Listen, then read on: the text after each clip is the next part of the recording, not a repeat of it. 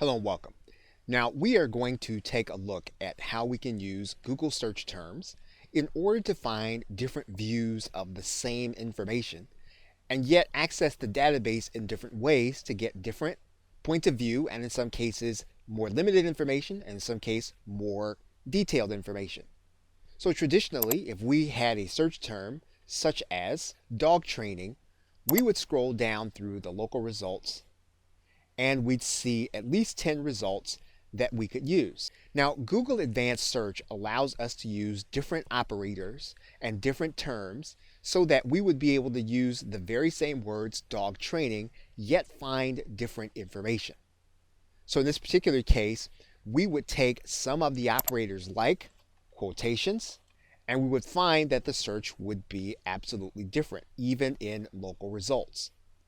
So we're going to take a look at some of these operators as well as take a look at some of the other sites that we can take different views of the same information.